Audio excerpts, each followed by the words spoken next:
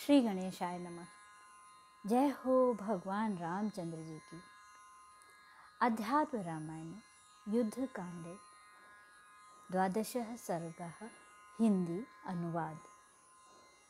त्रुटियां ना हों या कम से कम हों इसका प्रयास रहेगा, किंतु यदि फिर भी हमसे त्रुटियां हो जाती हैं तो आप सभी गुणी श्रोताओं से हम क्षमा मांगते हैं। हम पहले ही बहुत बड़ी गलती कर चुके हैं कि उत्तरकांड का पाठ आरंभ कर दिया और ये 12 सर्ग हमसे छूटा जा रहा था, तो इसका पता चलते ही कल से हमने युद्ध कांड के इस सर्ग का पाठ आरंभ कर दिया है। हम फिर से आप सभी गुणी श्रोताओं से बहुत बहुत क्षमा मांगते हैं।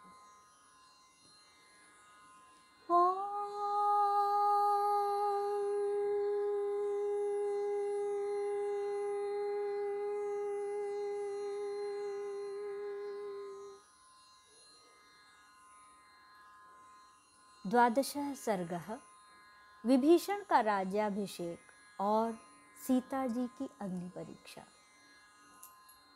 श्री महादेव जी बोले, हे पार्वती, श्री रामचंद्र जी ने विभीषण, हनुमान, अंगद, लक्ष्मण, वानर राज सुग्रीव, जाम्बवान तथा अन्यान्य वीरों की ओर देख सभी लोगों से प्रसन्न चित्त से कहा, आप लोगों के बाहुबल से आज मैंने रावण को मार दिया। श्लोक 2।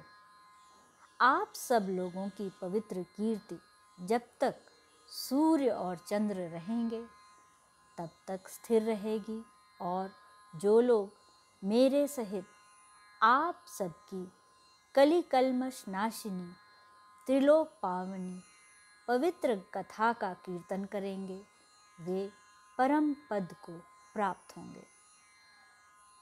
इसी समय रावण को पृथ्वी पर गिरा देख उससे सुरक्षित मंदोदरी आदि समस्त स्त्रियां उसके पास आकर गिर गईं तथा शोक से विलाप करने लगीं।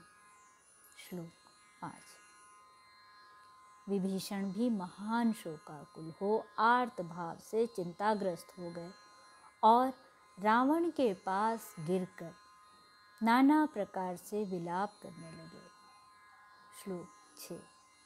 तब श्री रघुनाथ जी ने लक्ष्मण जी से कहा, हे मानद, विभीषण को समझाओ कि वह भाई का और्ध्वदैहिक संस्कार करे, अब व्यर्थ देरी करने से क्या लाभ है। श्लोक 7। और मंदोदरी आदि स्त्रियां पछाड़ खा खा कर विलाप कर रही हैं, सो उन रावण की प्रेयसी राक्षसियों को समझाकर ऐसा करने से रोके। श्लोक 8। भगवान राम के इस प्रकार कहने पर श्री लक्ष्मण जी मृतक रावण के समीप मरे हुए के समान पड़े हुए विभीषण के पास आए और उससे कहने लगे। इस समय विभीषण महान शोकाकुल थे। उनसे श्री लक्ष्मण जी इस प्रकार बोले, विभीषण, जिसके लिए तुम दुखी होकर शोक कर रहे हो, यह तुम्हारा कौन है तथा तुम भी अपने जन्म से पूर्व इस समय अथवा इससे आगे इसके आगे क्या हो।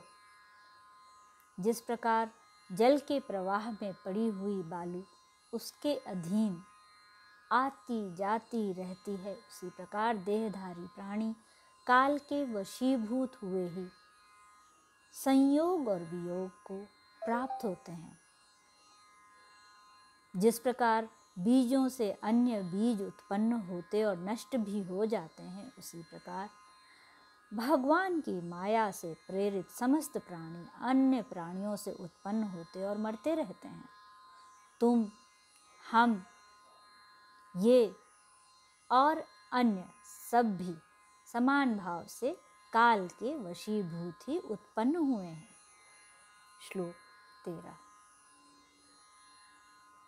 जन्म और मृत्यु जिस समय जिससे होने वाले हैं, उस समय उसी के द्वारा हो जाएंगे।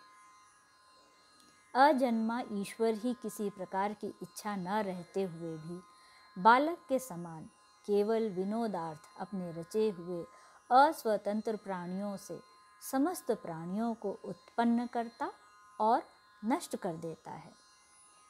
जीव देह संयोग के कारण ही देही कहलाता है और देह अन्य अर्थात माता पिता के देह से ही उत्पन्न होता है, जैसे कि एक बीज से दूसरा बीज।